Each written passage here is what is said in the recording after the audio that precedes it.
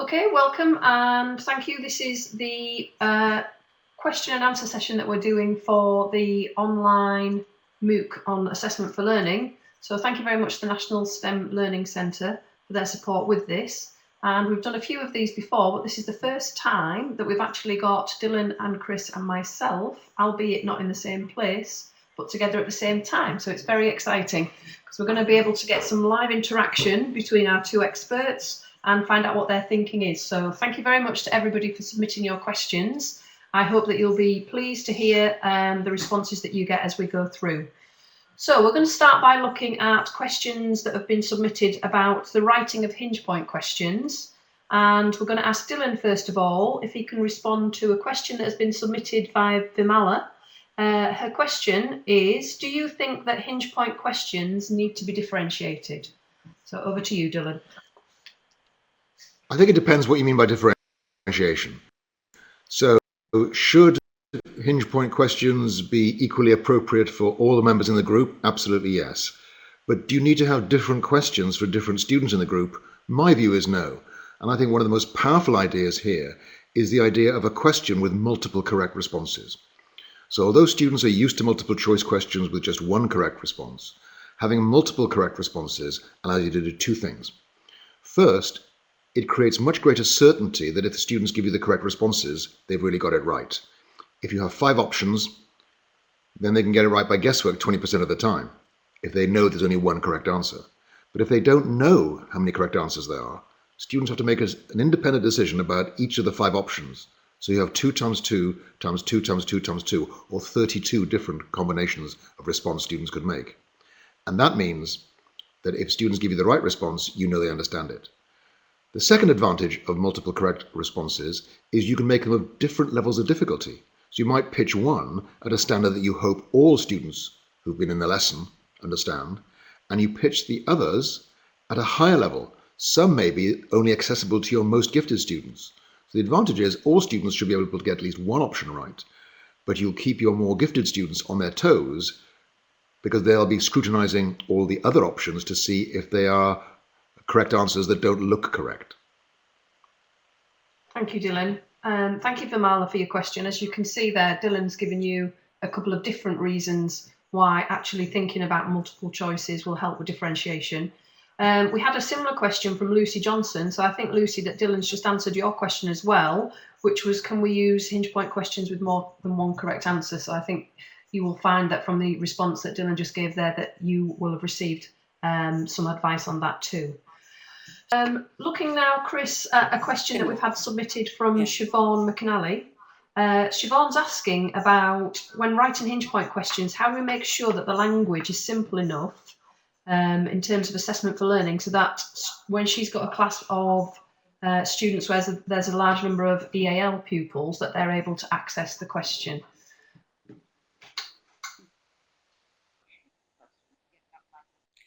Okay. Well, always when you've got EAL students, whatever the type of question, you have to work that much harder on getting the language simple enough so that the literacy doesn't interfere with their conceptual understanding. So that's always a challenge for any teacher. So when you've got your hinge point question, what I would suggest is you go through several iterations of the question to get that language right. And clearly, as you try it out with different classes, you'll get your hinge point question will get more refined. But in terms of differentiation generally, just picking up on what Dylan was just talking about, I think we need to think not just about the construction of the hinge point question and the distractors that are there, but also the use of them. When do you use them in the lesson? And really, hinge point questions are designed to use when most students have actually accessed the learning and made sense of quite a lot of it. So when most of them have actually developed that conceptual understanding. So it's like a check before you move on. Moving on now, Chris, we've had a question here. In fact, Sam's submitted a couple of questions, so this is the first question that they've asked. They're wondering about any particular challenges that you've encountered when you've been working with teachers who are designing hinge point questions, particularly if there's any for people who've been working on our course, our online course, and whether these challenges are similar for educators at different levels of phases of education. So challenges that teachers face in designing them, Chris, any general ones you've come across? I think the main challenge for teachers is that four-letter word, time. They don't have the time, nor sometimes give the time to working on the questions and thinking it through and maybe trialing them. I mean, you don't have to do it with the whole class. You can just trial it with a small group of students. Maybe, you know, if you're doing the question with 14-year-olds, take your class of 15-year-olds and try out the questions. They should be able to at least have a go at them because they've done it the understanding the previous year. So it's giving yourself time to have several goes at writing the question. And also sharing with colleagues. The one thing that I learned early on, and this was in a project that Dylan and I did nearly 20 years ago now, the COMOFAT project, was that teachers don't naturally share questions. And you know, I was amazed listening to some of the science and maths teachers that the questions they used, these are just ordinary questions for really causing kids to talk rather than hinge point questions. But I hadn't realised certain questions were just so good at revealing children's thinking. And so, you know, I learned a lot from those teachers.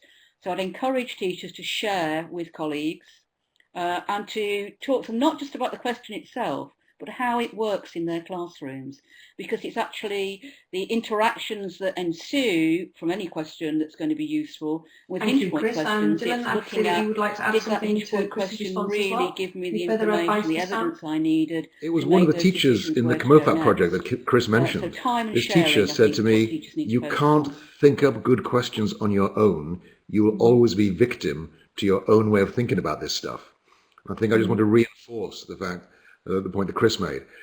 Hinge questions, when they develop collaboratively, are durable and portable.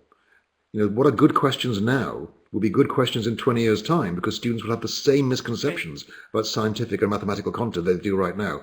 And the other thing we've discovered is good questions developed in Australia work just as well in England. So the extraordinary thing is the time spent developing these questions and then sharing them with colleagues is rarely wasted. Absolutely, thank you very much. And that it reminds me of something I've read, Dylan, that you wrote, that it's much easier for teachers to share questions than it is to share lesson plans. And it's thinking about when we use those assessments, as you said, Chris, during that learning and how we're going to respond to the evidence we elicit. Okay, thank you everybody for those questions about writing hinge point questions. I think the key things that have come out from our experts are thinking about when we use them, that actually using multiple correct answers is beneficial for all students in the class and for us as educators to find out. And I think a really strong message is they need to be trialled with collaboration, and that actually it's through using them that you're going to keep evolving them, that you might not get there first time, you might not get there second time. And as Dylan says, asking for reasons behind the answers is going to help you keep evolving them, as well as those discussions with other professionals. So thank you very much. Moving on now, we've got a couple of questions which are very similar about using students' questions as hinge point questions. So Chris, a question here from Nora L. Shuey and Jessica Southworth, very similar. Should hinge point questions address only the common misconceptions about a topic, or can we use misconceptions or unexpected questions that students give us as part of our hinge point question design? What are your thoughts? I certainly think you can use the misconceptions to arise in the classroom, particularly if those students have voiced those in the whole classroom situation, because they actually will get other students thinking about it and may even unsettle a few students. I remember watching one of our pre-service teachers teaching a lesson about the heart and was trying to get over the idea of the double circulation. And she just asked a simple question of why do you need to have two sides to the heart and four chambers? And the kids sort of talked for a little while and then came back, and this one boy very confidently said, well, it's because, well, this side of the heart actually takes the blood in and then it will pump it to the lungs and then it will go back, and then it'll come in again and drain into this side of the heart and then drain across again to this one. And it got completely mixed up with the whole mechanism of what was going on. But he said it so confidently that the teacher didn't quiz it at that time. And so I would have hoped that in either later that lesson, well, it wasn't later that lesson because I saw the lesson, but in another lesson, hopefully that was quizzed. But the misconception about how a double circulation works really needed picking up again and could easily have been done in a hinge point question. And that's not a common misconception, or at least one that's been reported in the literature. So yeah, do use those that come up, but you need to sort of distinguish really between what is actually a misconception, what is something that's actually just a naive idea. Next couple of questions are looking at the idea, moving on now, about using students to write down hinge point questions, which I think will be interesting from what we've just been talking about in terms of teacher knowledge and expertise. So Lucy Johnson asked the question and Maria Rodriguez Marcos asked the question, Dylan. Their questions are very similar. Basically, can we use students, or can we get students to actually start designing hinge point questions to test each other? What are your thoughts on that? Well, there's no doubt that there's quite robust evidence about the value of student-generated questions. So one study that we included in our review of research in 1998, Paul Black and I found this study of students generating questions for each other. Now, doing practice tests is good for retrieval and good for long-term memory, but it looks like having students design their own questions about what they've been learning is actually even more effective. And of course, it also allows students to really push themselves to come up with what are the traps, what are the misconceptions. So I think having students generate questions is very valuable. Obviously, you don't want to do this all the time, but it builds on a well-known psychological phenomenon called the generation effect. And this suggests that when people generate responses, they actually generate questions or generate their own responses, they remember them longer than if they memorize somebody else's telling of responses to them. And it also echoes something that Daniel Willingham, the American psychologist, has pointed out. Memory is the residue of thought. Students remember what they've been thinking about. And writing questions is a lot more cognitively demanding than answering somebody else's questions. So it's a way of really deepening that engagement that students have. So I absolutely would agree that having students write their own questions is a very useful part of effective teaching in STEM subjects. Lovely. Thank you. Do you think, how could we support and scaffold students, do you think, in writing hinge point questions? I'm just thinking about using things like examiners' reports or something so they can start identifying where there's difficulties. What do you have any thoughts or ideas on that, either of you both? Well, perhaps I'll start. I mean, I think absolutely yes. We've got some very good ideas. In particular, get students to talk about the traps in questions. So, get students to talk about at a metacognitive level, what are the traps in this question? Why did that person put that incorrect answer in there? Is it just a random guess, or is it related to something that somebody might have? So one of the things I've done in my own teaching is ask students, why would somebody have chosen this incorrect answer? And get them to think about the potential traps and get them a bit more aware of their own thought processes, and being aware that even experienced mathematicians and scientists can fall into traps. And there's really interesting research that suggests that the naive conceptions that we develop about how the world works never go away. So they did some studies on physics professors at universities, and their initial reaction to a physics question was often the naive schoolchild answer, but they learned to suppress that and then engage their principles of physics to answer the question correctly. So, on a cold day, it feels like cold is coming in. But if you're trained as a physicist, you start thinking about that as a problem of loss of heat. But that initial reaction is often the misconception. Getting students aware of that, I think, is very helpful. That's lovely. Thank you, Dylan. Chris, your advice then for helping getting students writing hinge point questions? Yeah, I think what Dylan says is perfectly right. Getting students involved really does help them in their learning. But I don't really think most students could write hinge point questions, because I think the level of finesse that you need and the level of expertise, probably they're not at that stage yet. So I just get them to generate questions, and certainly on the COSAP project, which is a project that I did with colleagues where we looked at year 8, that's 12, 13-year-olds, and the types of assessments that they did in class, to sum up how they were understanding their mathematics and English in this case. In that particular project, what we actually found was that students could come up with questions, and the questions that they came up with that seemed to be most useful was if you gave somebody a topic, what would be a good question that would really test out if they understood that topic. So teachers would set a task such as, we've done Pythagoras, what would be a really good question that would test whether I understood Pythagoras or not? So our next questions are looking at how we actually manage using hinge point questions in the classroom. And Chris, we've had a question submitted from Edith Swinley and Charlotte Neary.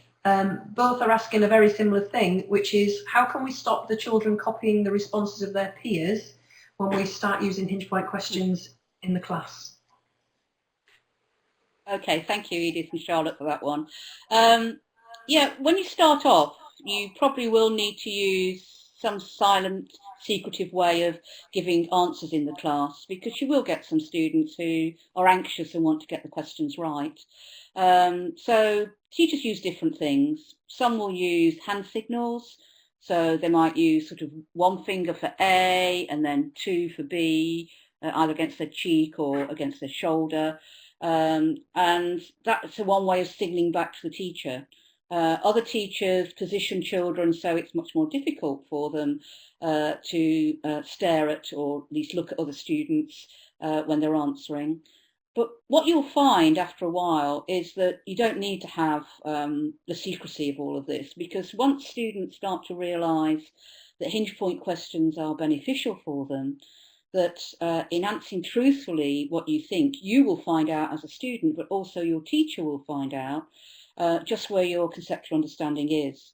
And then, you know, if you're not there with it, the teacher will try and help remediate that. Or if you have got it, then the teacher will move on. So, you know, the learning moves at the speed that's right for your learning. So you probably will need some strategies early on, but later it should be fine because the students and the teacher join together in taking the ideas forward in a climate that's all about improvement and challenging. It's challenging to answer hinge point questions. Students will rise to the challenge if they know it's going to help them later. Thank you, Chris. Thank you. Dylan? I think that Chris is absolutely right. This is a problem for many teachers. And I think in the short term, you can actually just call kids on it. So if a child is looking around, you say, why are you looking around? I'm trying to help you. But I think there's a couple of things you can do. Chris mentioned some techniques. There's one called plickers, which are a series of cards that teachers can use, that students can hold up in one of 4 orientations. The teacher can take a photograph of the whole class with an iPhone, identifies which child has held up which card in which orientation. But I'm not really that happy with that approach. It's the same with the electronic clickers. They're anonymous, but you're recording every single response a child makes. And if we want to create a culture where every child is happy making mistakes in a classroom, the last thing we should do is record every single one of them.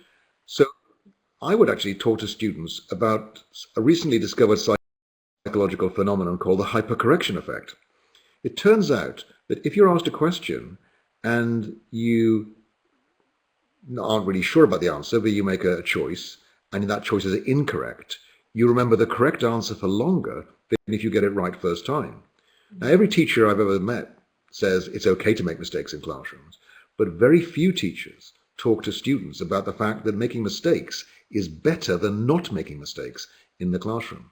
So I think the whole idea of creating this culture where students make a mistake as part of a normal learning process is absolutely essential. And I remember talking to one primary school child who was asked to compare lollipop sticks with ABCD cards, and she said, I much prefer ABCD cards because even if you get it wrong, there's always someone else who gets the same wrong answer as you. And that I think is a really powerful idea, creating that classroom culture where students understand that making mistakes is valuable because it deepens your long-term understanding.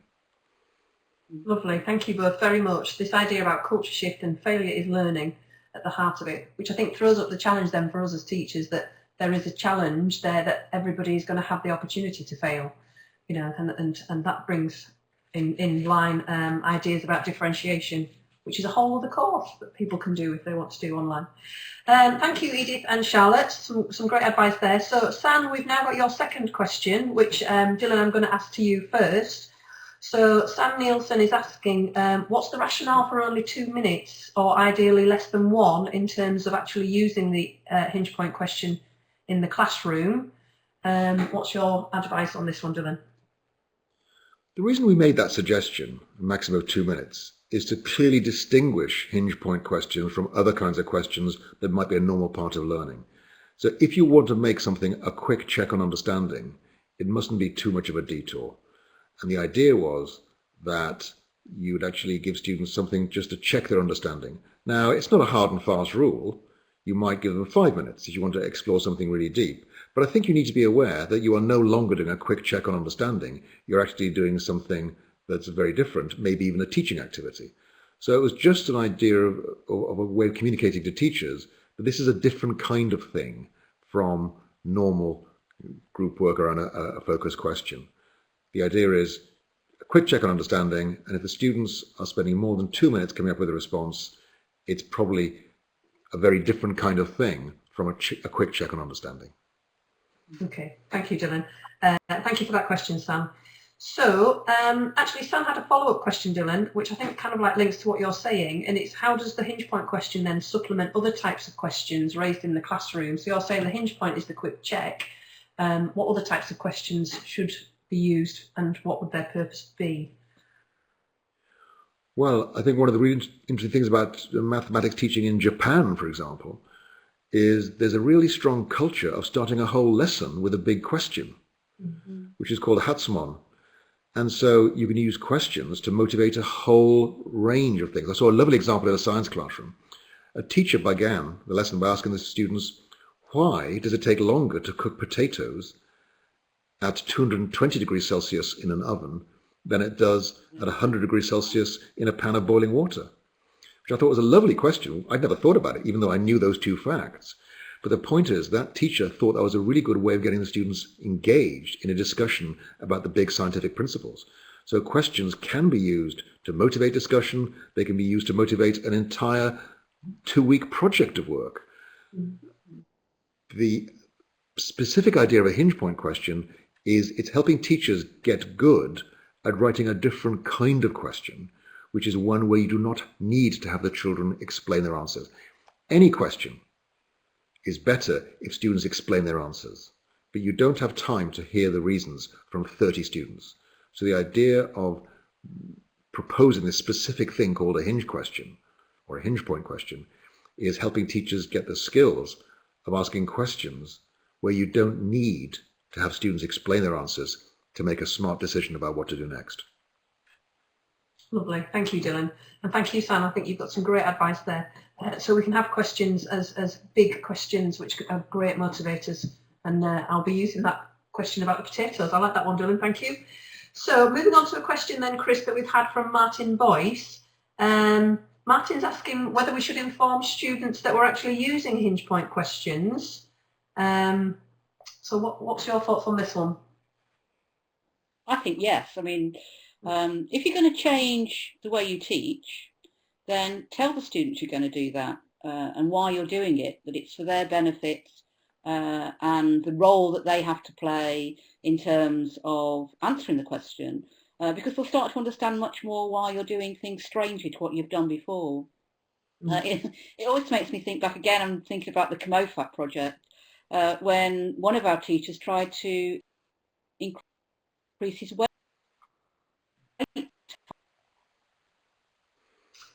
Right, Chris, we've lost your audio again. So we've got to the point where you were just about to start talking about your CMOFAT.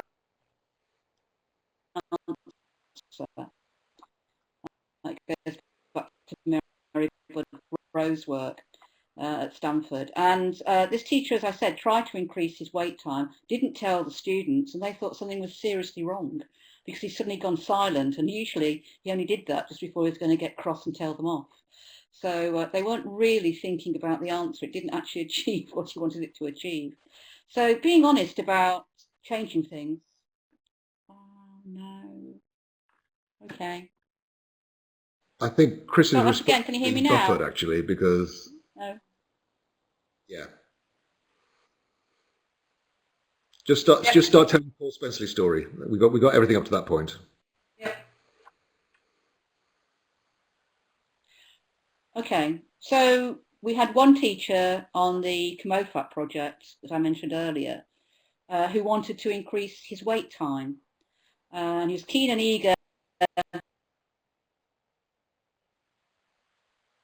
to do that, so he just started lengthening the time between asking a question and taking an answer. But the students hadn't realised what he was doing and actually thought he'd gone silent because he's going to get cross with them, which is what he tended to do previously. When he went quiet, he'd tell them off. So they didn't really play the part. So I think telling students why you are changing your practice, how it's going to help them, and the role that they need to play in these interactions is important. How we plan to segregate the guest response aspect when we're evaluating responses so that the course of action taken by the teacher is going to be more successful in both terms of learning and attainment upon summing up. The question of students getting multiple choice questions right by guessing has plagued psychometricians for years, and there's been a big argument about whether you should actually have a penalty for guessing incorrectly. But I think my view is if the questions are well designed, you do not need to worry about that. So with well-designed questions, students will be better off guessing than thinking, because if they're not really understanding the topic, they'll go for the attractive-looking answer, which turns out to be wrong. And I think Philip Sadler, a science educator in America, was the first to propose the idea of what he called distractor-driven multiple-choice questions. The idea is that we write these questions by starting with the misconceptions, then writing the responses that somebody with that misconception would choose, then writing the question, then writing the correct solution.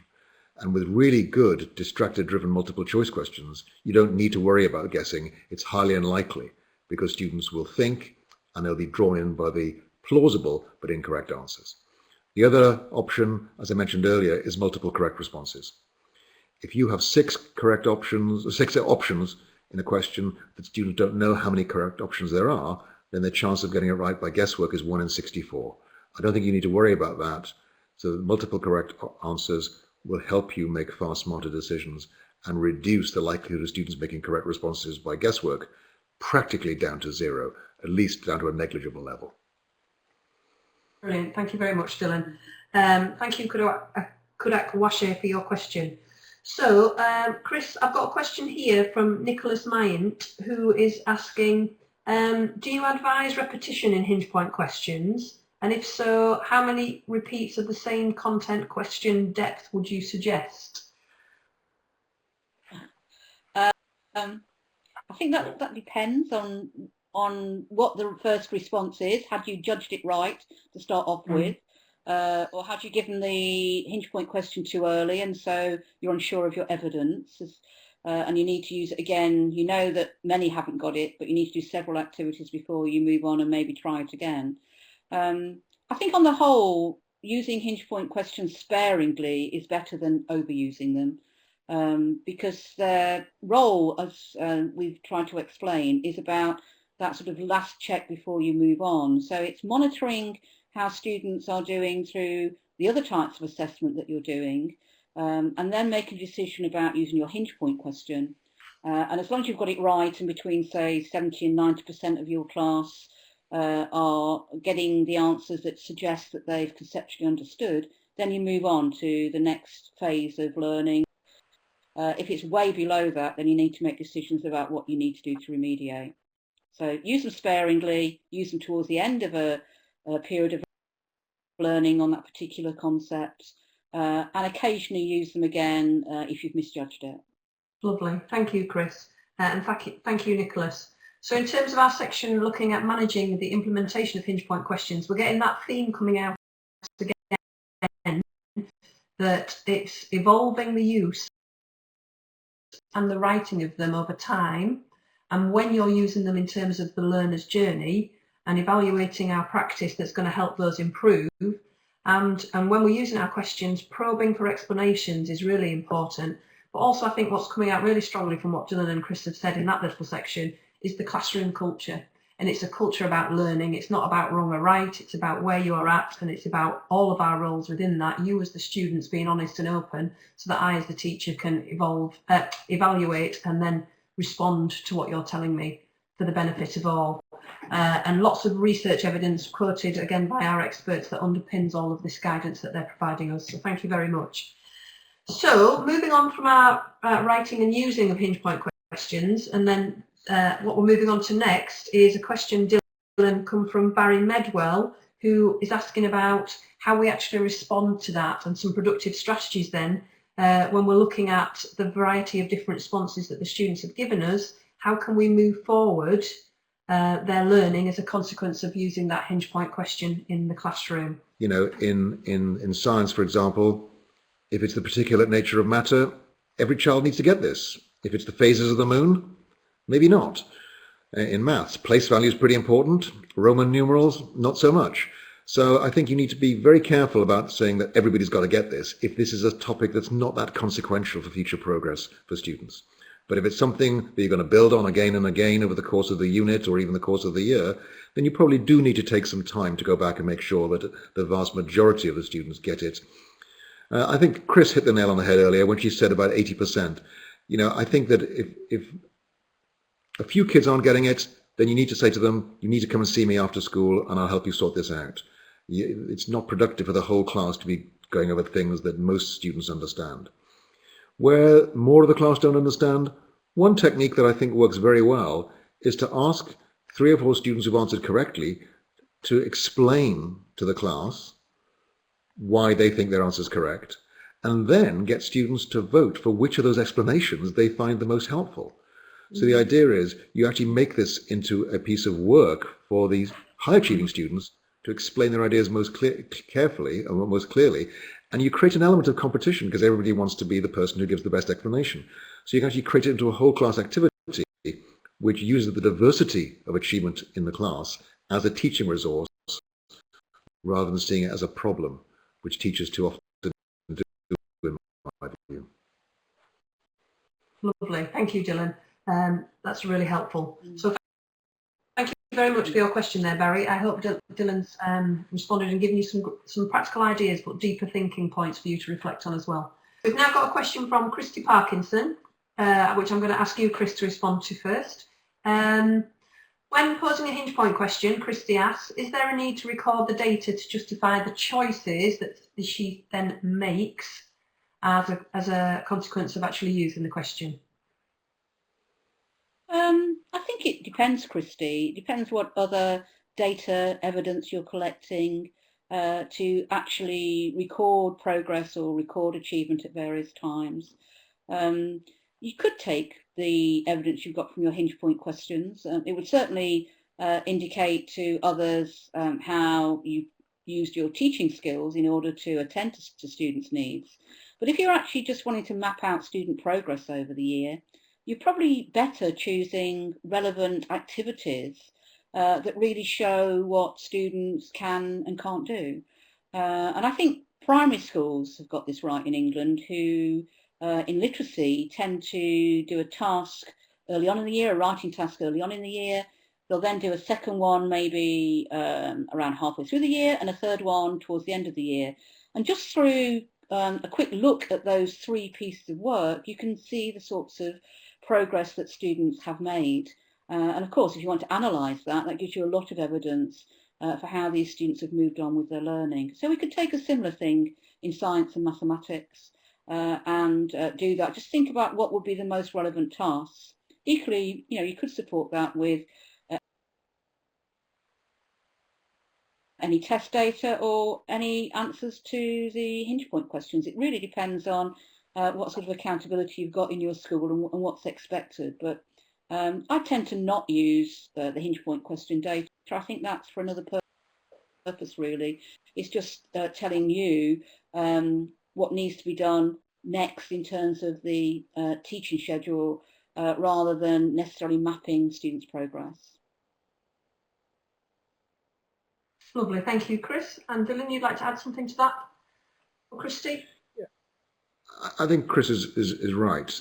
The main purpose of hinge questions is for teachers to make smarter decisions, and therefore the evidence of the hinge question being used appropriately is a smarter decision by the teacher about what to do next. As soon as we start getting into the business of recording responses, I think we pervert their use. And I'm aware that in many countries now there is a pressure on teachers to demonstrate progress in a lesson. And I just think that's wrong-headed.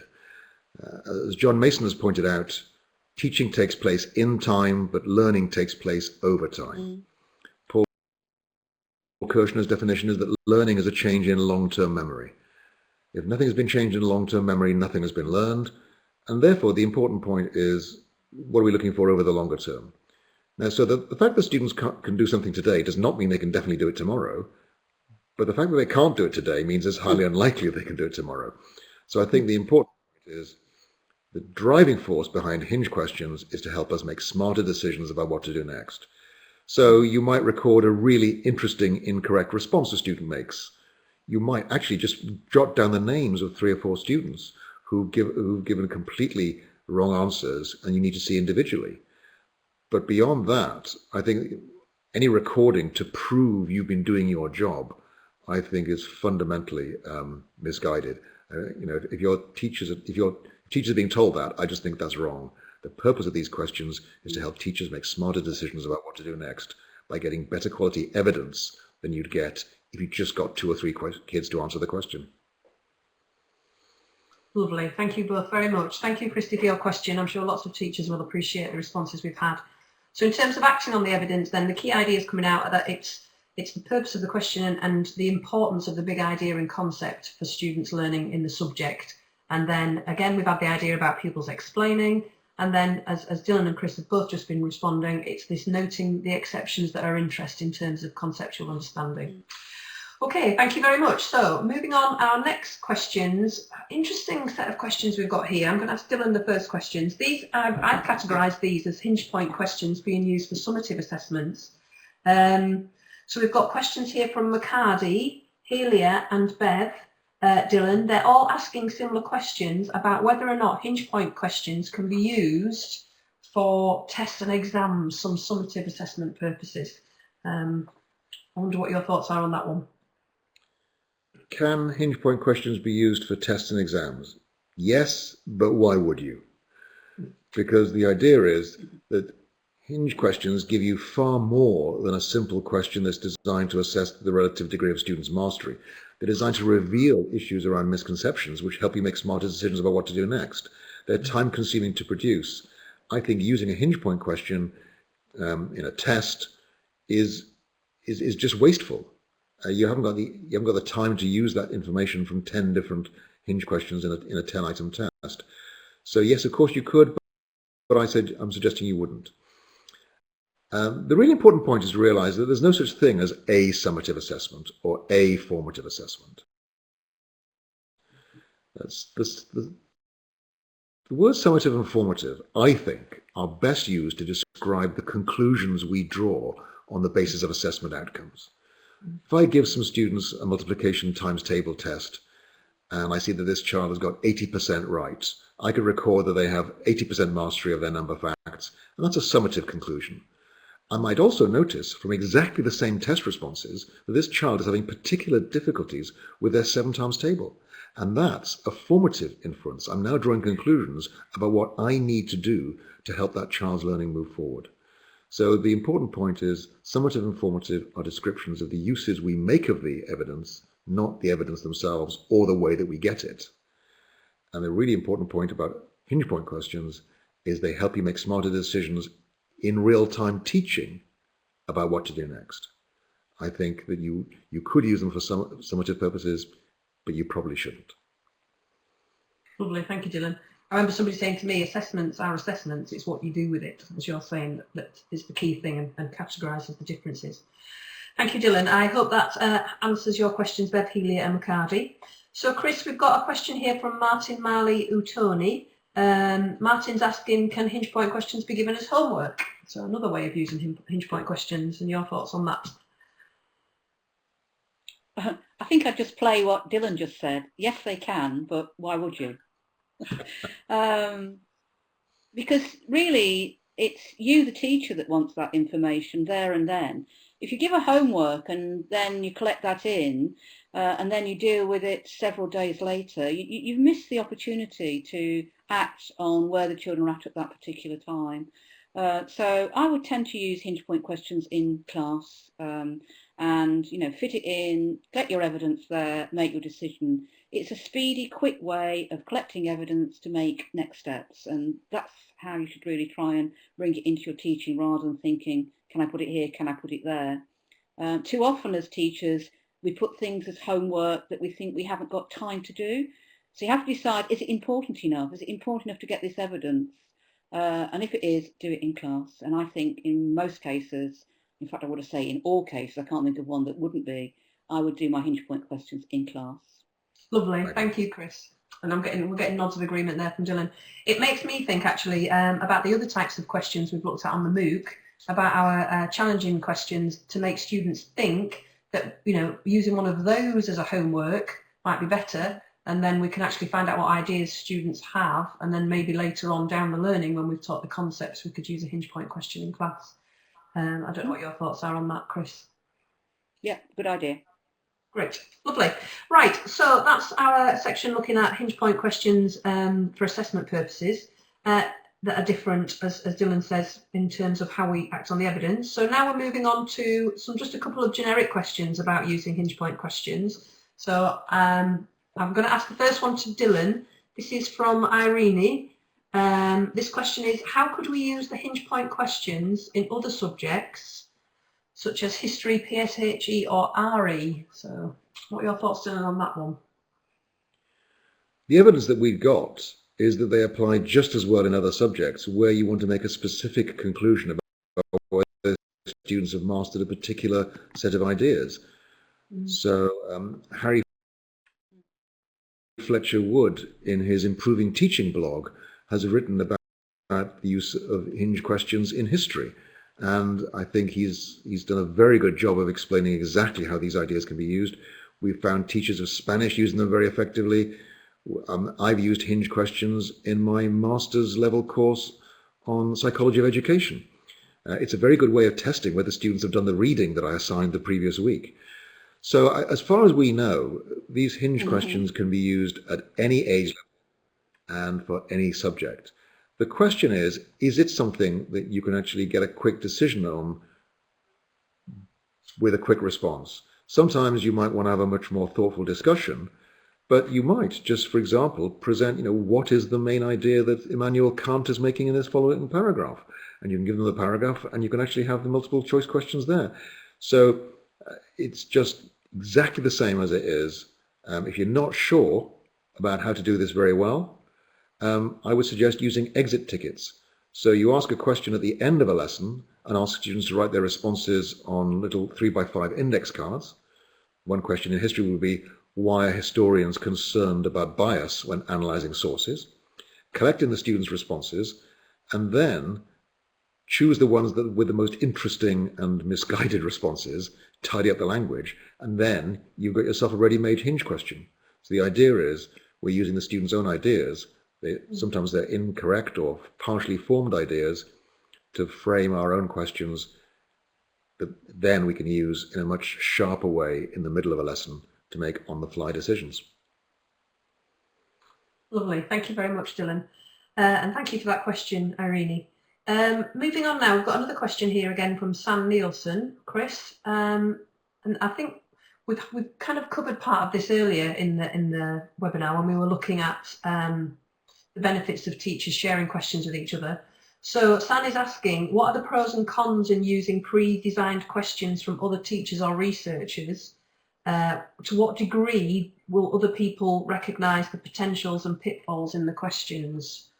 So it's about the quality of questions being used from somebody else's writing. Chris, what are your thoughts?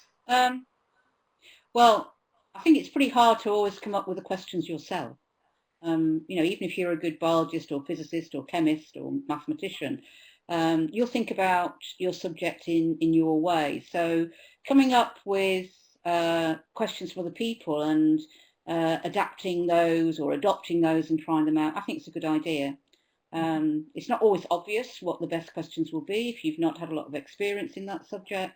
So particularly for more novice teachers, I certainly would use more experienced teachers' questions or questions from the literature. The important thing more is actually talking with people about the questions and trying to get some interpretation of what the question might do in the lesson and the sorts of ways that you might respond if, say, students do come up with a particular problem that's there. So, you know, deciding on what is next steps if they really have got this might be important, or deciding what to do if, say, 50% choose this one particular distractor and get the other ones right. So I think sharing not just the question, but sharing the use of them and how they work is good professional learning for everybody, whether they're researchers or teachers, or, you know, even student teachers when they're starting out, particularly to share practice to help them move forward. We've got a question here from Cheryl Pocknell, and Cheryl is asking, have you got any advice how we could use assessment for learning when somebody is working in a one-to-one relationship with a student? In Cheryl's particular context, she's training an apprentice, but it's that one-to-one relationship. How could we use AFL for their learning?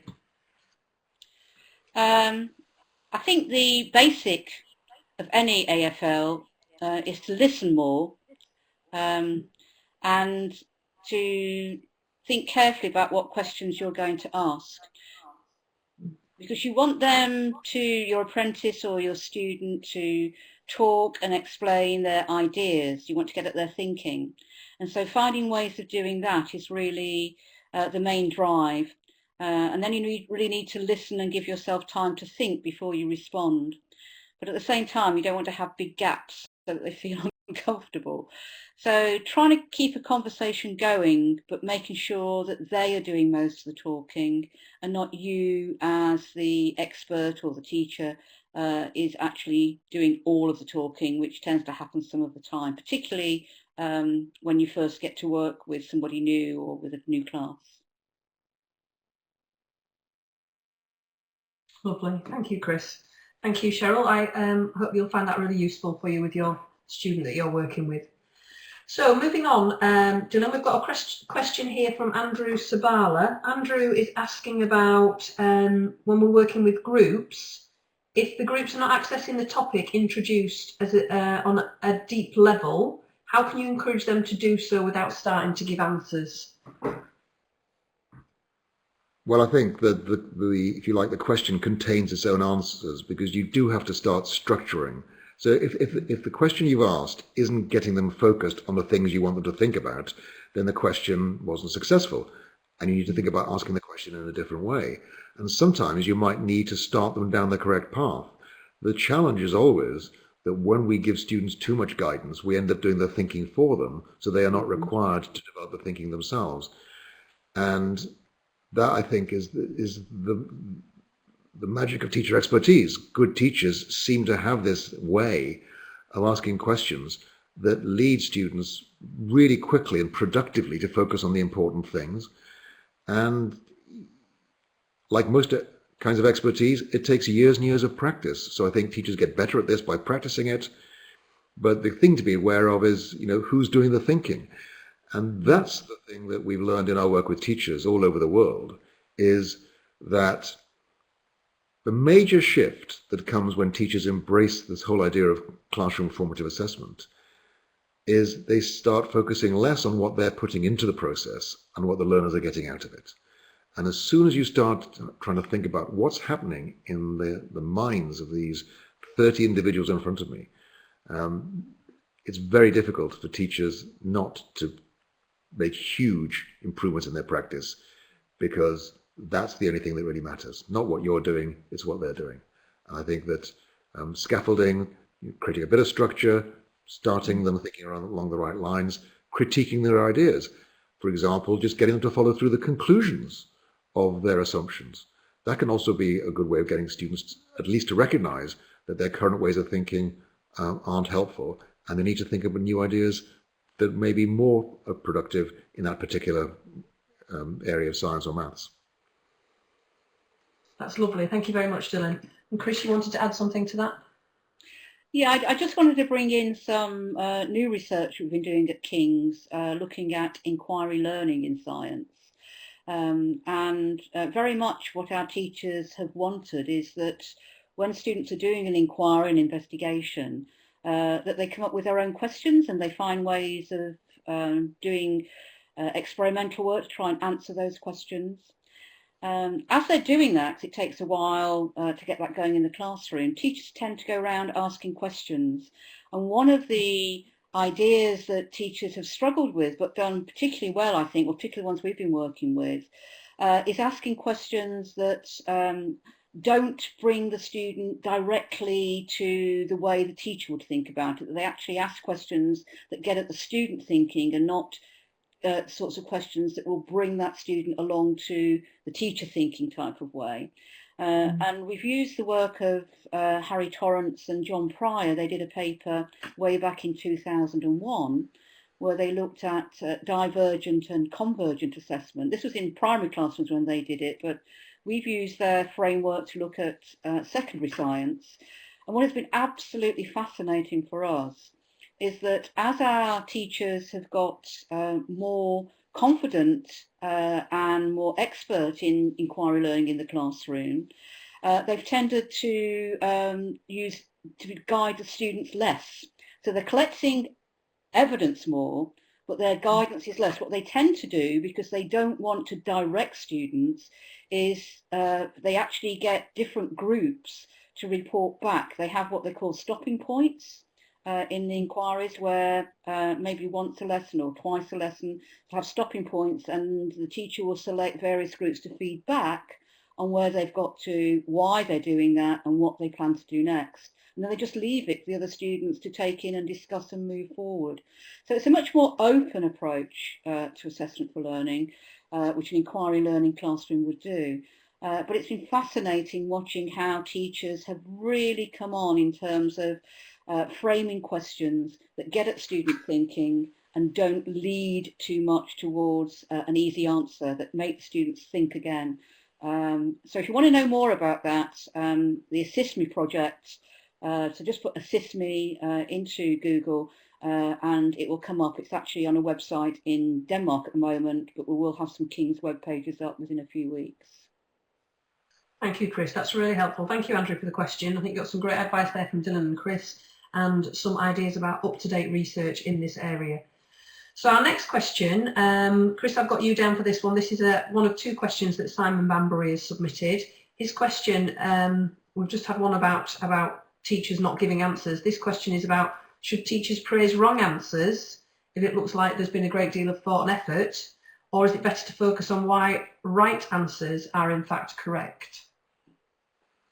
I would say neither would be my response to it. You don't want to praise kids for getting things wrong.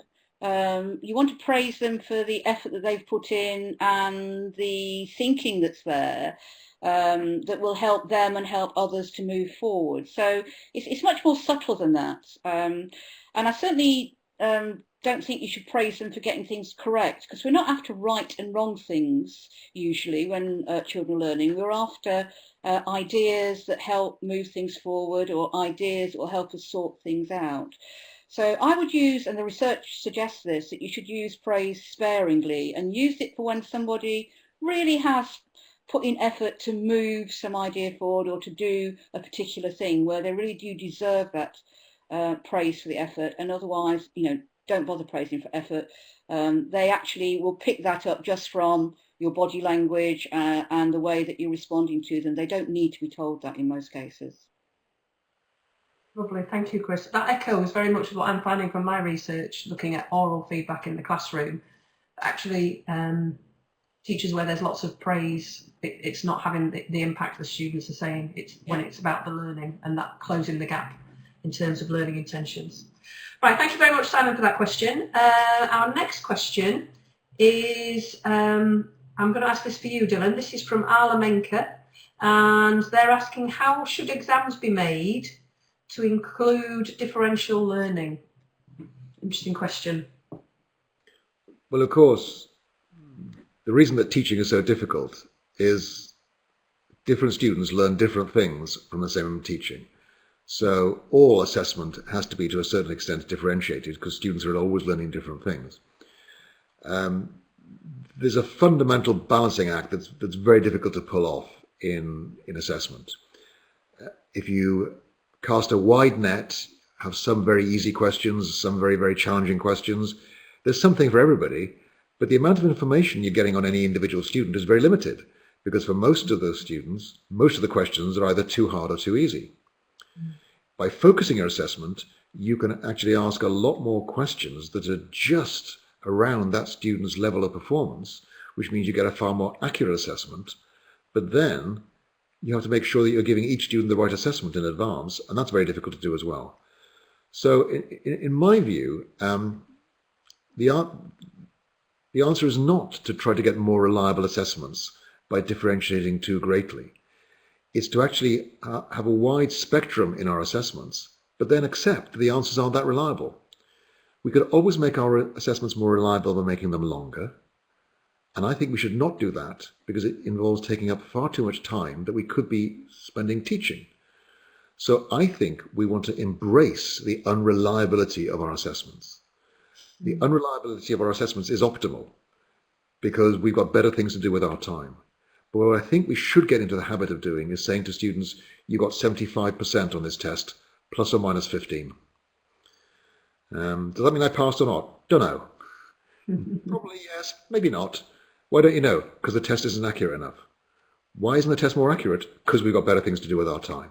So I think the really big idea here is the fundamental, I think, step in becoming an assessment literate person is understanding that any assessment is not perfectly reliable. On a different day, with a different set of questions, with a different student, the different person marking the work, the result could have been different. Don't overinterpret any particular assessment. Get other sources of evidence to complement that, because what the research shows very clearly is that when you use multiple sources of evidence, you make far smarter decisions than when you overinterpret one narrow source of evidence. That's lovely. Thank you, Dylan. Chris, you want to add to that for us? Yeah, I hope government people listening to this, particularly in the UK, which is very Dylan's smile, I agree wholeheartedly. I think what people need to understand is that exams, the sets at the end of the year, are just a small sample of what children know and understand. And so they're unreliable to start off with. You're not getting the whole scope of their learning, the whole amount of their learning. And so, yeah, we need to really just have something that's good enough to tell us what we need to know in order to move on. And, you know, that's what's important, not this whole thing about reliability that people seem to be so het up about. We should be working better on validity, on more valid exams that really assess the things that we value and we think are important, not just on you know, whether this marker's marked it efficiently, or whether these questions really have tested that student's understanding in a way that means that this student will get 10 marks and this student will get 1 mark. It's not what we should be looking at, not the discriminatory side of assessment, not the reliability, but the validity of it. Lovely, thank you. I mean, I know that there's a movement building here in the UK. I don't know, Dylan, if you've come across similar things where obviously levels have been taken away and people are starting to look at pupils' learning in terms of mapping their understanding and getting rid of the numbers. That there's been quite a lot of work done by a group called Beyond Levels, Learning First. And they've got a website which is really useful for people to look at, and there's conferences around the country that are free to attend where people are starting to challenge the old paradigms, you know, as you're saying, Chris, about an arbitrary number that indicates something about a child's understanding. So things are changing, it is getting positive. But I'm concerned about that as well, because people are often saying, let's get rid of the numbers and let's instead look at what students are learning. But if you haven't got numbers, you've just hidden the fact that you may or may not have any idea about whether the child has really learned something. So what I want people to embrace is this idea of unreliability. that any assessment can never give you perfectly accurate information, and you shouldn't make really important decisions without understanding the result might have been different on a different occasion. So for me, the first step is getting people to understand that any assessment, whether it's done by a teacher or a multiple choice test, is bound to have some degree of unreliability. And if you have no estimate of what that unreliability is, you have no business making important decisions on the basis of that assessment outcome. Do you have any advice then, Dylan, on how to improve the reliability from the work that you've been doing? No, because the only way to improve reliability is either to narrow the test or to make the tests longer. Yeah. And I think we've got better things to do with our time. So as I said, the public information campaign that I want to launch is getting people to embrace the unreliability of assessments, because the price you'd pay in getting more reliable assessments is not worth it. Our kids have better things to do with their time, like learning science and maths. Absolutely. Lovely. Thank you both. That's really interesting. I could talk to you for hours about this, but I know we need to crack on. So we've got another question here, Chris. This is from Sonia, and it kind of like links into what you've just been talking about. Is it correct to give different exams to students? So our question that we've just answered is about differentiated exams, but is it suitable to give the same students in the same class different exams depending on their levels, is the question asked? Yes, if you think that's the evidence you need to collect. I mean, we give assessments because we want to find out some particular information that's going to either help the student understand their learning and their learning journey, or for you as a teacher to do that. So you can give the same exam, you can give different exams. It's really up to you as the teacher to do that and to make that decision. Too often we want to do the same thing for all because we think that's fair, and that's far from fair. What is fair is actually giving students what's appropriate in terms of collecting evidence for what to do next for them. So sometimes maybe different questions or different tests would do that. Certainly when I was a teacher, I might give the same test to everybody because it was just simpler to administrate it like that. But there would be particular questions I would look at for specific children to see how they'd answered them. It was the evidence from their answers and what they did that gave me information about how I could help them. So for some students, it might be some of the easy questions where I just wanted to check how they got the terminology right.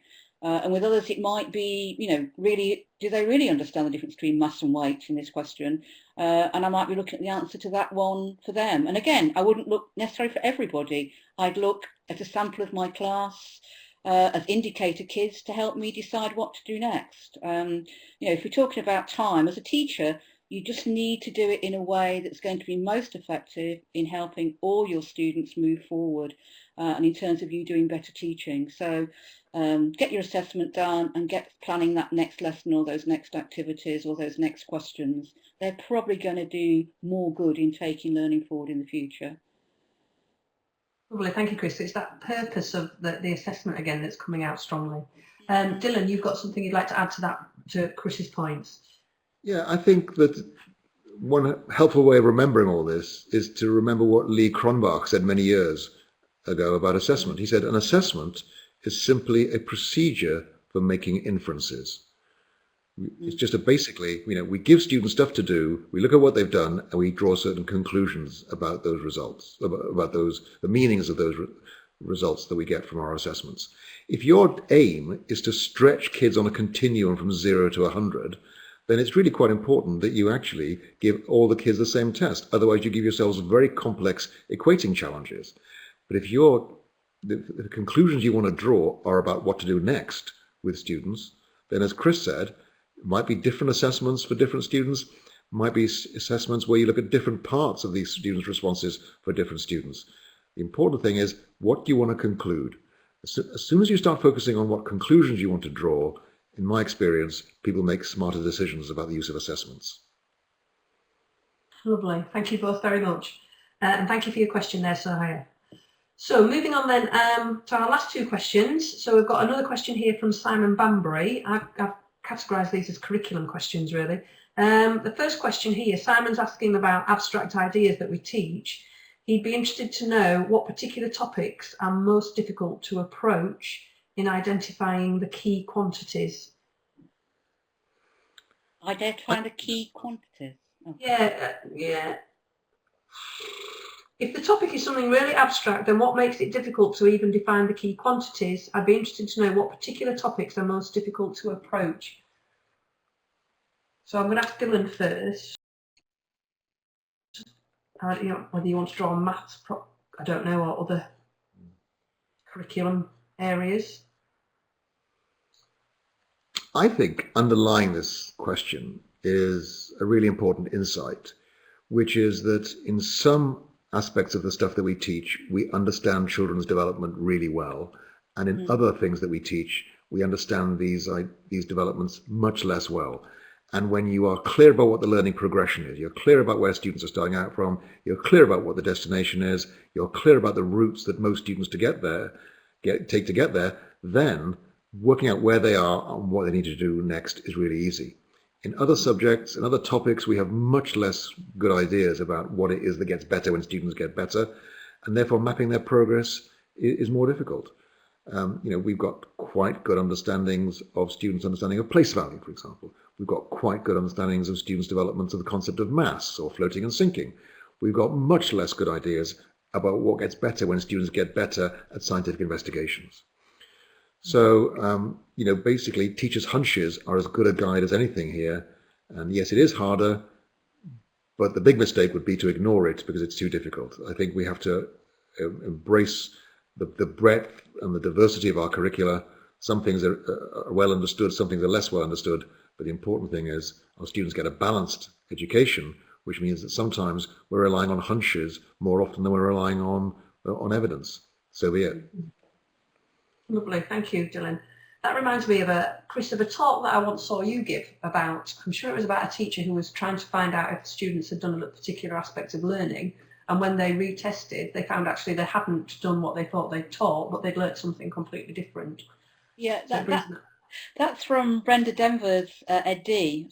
That she did with Margaret Brown, where they were looking at students' understanding of number with a group of 7 to 9-year-olds. And what was amazing was Brenda had actually mapped out the various skills that were needed. And so you have to make a decision about what to do next. And when the teacher did do that, the learning did improve, but not in the direction the teacher intended. It actually went up another path. And so what they believe happened in that particular case was working on that new bit that the teacher thought they needed actually helped consolidate some of the other ideas that they'd partially got. And so all of a sudden the journey took off in another line of skills within number. And so sometimes, in fact, quite often, and Dylan said this earlier, you teach something and the children do learn and understand things, but it's not what you expect.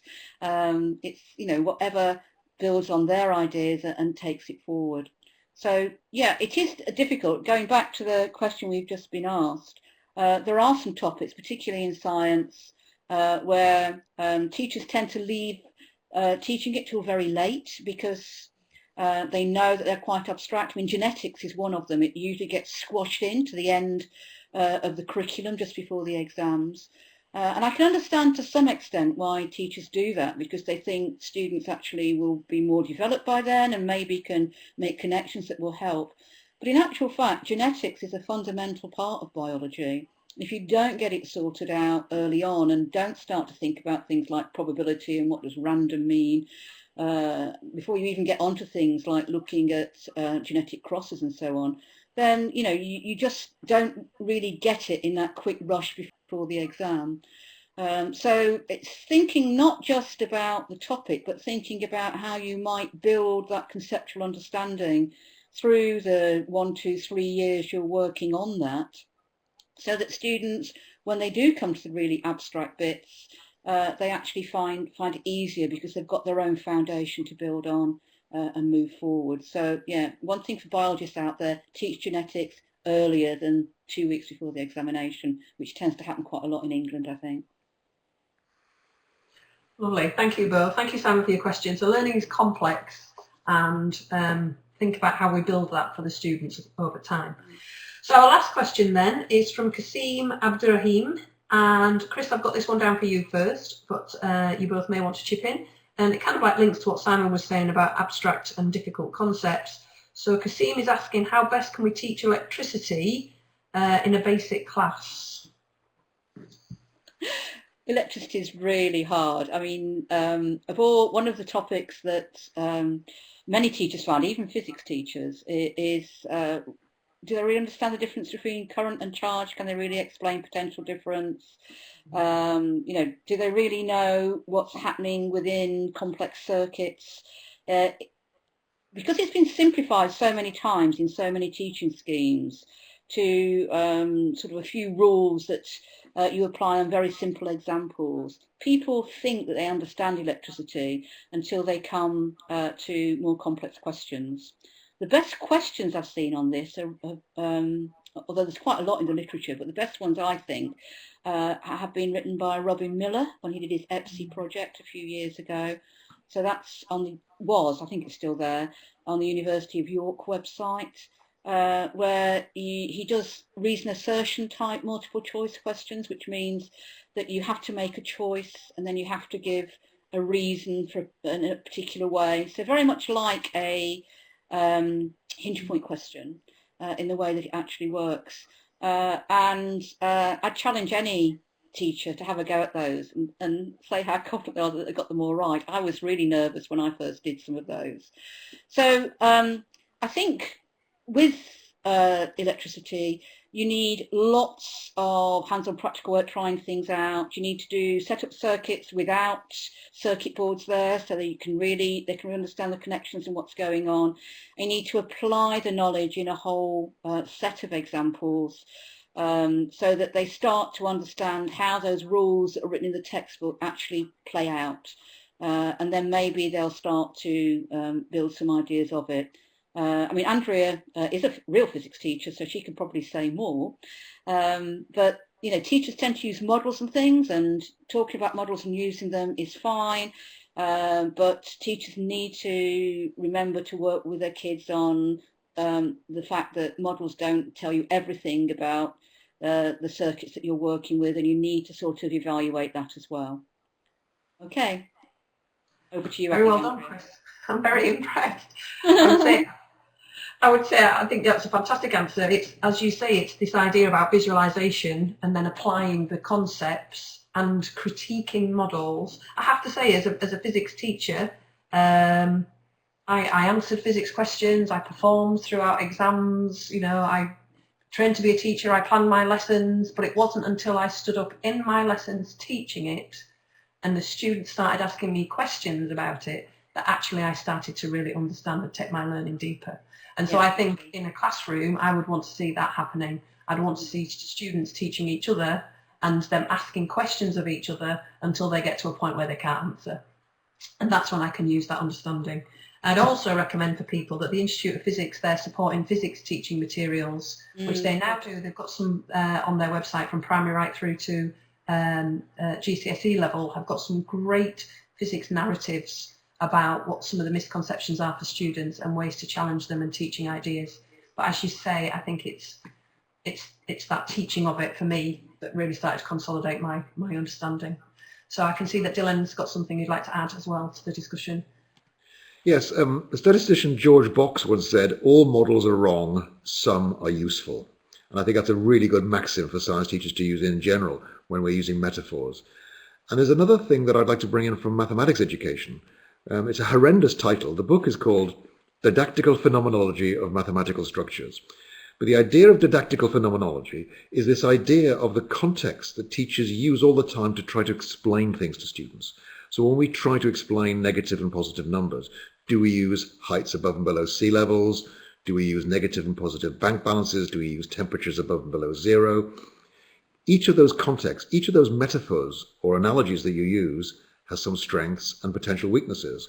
And I think what teachers really need to do, particularly with something that is just as genuinely abstract and hard as electricity, is to have conversations with each other about the strengths and weaknesses of each of these analogies, because none of these things will actually get you all the way. You know, water and pressure can be very useful for explaining voltage at a basic level, but if students are hanging on to those models when they go into electromagnetism, they're going to get really, really confused. So it's about having smarter conversations within schools about what's the strength of this model, what's the weaknesses, where's this going to get me into trouble, where's this going to break down and is no longer a useful model for helping students understand this content. Lovely. Thank you both very much. Another website where there's lots of useful resources that can help with the idea of models and visualizations is obviously the National STEM Centre, and you can search on there for various topics. So thank you, Kasim, for that. I think not only have we pulled out ideas about electricity, we've pulled out ideas about teaching abstract concepts, whether in a variety of different subjects, not just science. So we're getting to a point where I'm going to summarise. I'd like to say thank you very much to Dylan and Chris. It has been such a rich dialogue between you, and I know we're remote and virtual, but I think we've borne with each other in the technology, and we've had some fantastic strategies and ideas, some great research mentioned throughout. I know that I'm going to go back through and be noting down the various projects that you've talked about, which I think will really help and empower those. Whether they've done the course or not, I think people could listen to the dialogue we've had, and it's going to really help their understanding about assessment for learning. So I'm going to summarise what I think are some of the key themes, and Chris and Dylan, please feel free to critique these and add more if you think. But I think what's come out for me from the dialogue that you've had is that we need to think very carefully about the assessments that we're using, particularly the questions we're asking. What the purpose is, how is it linking to the learning? What is it we're going to do with it? What is the evidence we're going to elicit, and how are we going to respond to that? Because as we've, it's been coming out, our time is finite. We want teachers to be working and have a life, and actually spending time thinking about that is going to be more powerful than some of the other things that we can do. We need to, as educators, listen more carefully and think about how we're going to use the responses that we're getting. Particularly, I think it's come out about where students are getting things wrong as well as things right. What is that telling us as educators? And then one thing I think that's come out really strongly, and I know this is one of the 5 key strategies of assessment for learning, is peers as learning resources for each other. And for me, that peers as learning resources for each other is not just the students in the class, but it's also as teachers, how we work together as educators to support each other. We've had ideas about collaborating in writing of questions, and just then we've just had ideas about how we can have conversations about our teaching approaches, and us collaborating is going to help. And then in terms of the pupils collaborating, one of the key things that's coming out is get pupils collaborating to make them think and make them work, whether that's writing questions, whether that's explaining reasons, whether that's critiquing questions or critiquing models, get pupils working together and thinking. And then I've got 2 more things. That all of these things we've talked about don't happen overnight. They're not quick wins. It's through evolution of practice and that dialogue with others and critically reflecting on what we're finding out, that eventually we're going to build this classroom culture where learning is at the heart, so that everybody in there is going to be responding and working together in this interdependent way to move forward learning for everybody. So I think that for me is a summary of that. I don't know, Dylan and Chris, if you have anything that you'd like to add. No, I think you summed it up really well. Conversation was. I had no idea until I heard you summarise it. What a conversation we'd had. Lovely. So thank you very much to Dylan and Chris for giving your time, not only today but throughout the course, in writing it and responding to what the questions that we get. But also, I'd like to thank in the background, because people can't see him, but Paul Browning, who has been our technical support again throughout the whole of the course as well as today. We couldn't do what we're doing without him. And thanks again to the National STEM Learning Centre for giving all of us as educators the opportunity to engage with experts in their field. It is quite a privilege and an honour. So I thank Dylan and Chris very much for myself, but also on behalf of all of us who are going to listen to this. And that's it. Thank you very much. Thank you, Andrea. Thank you.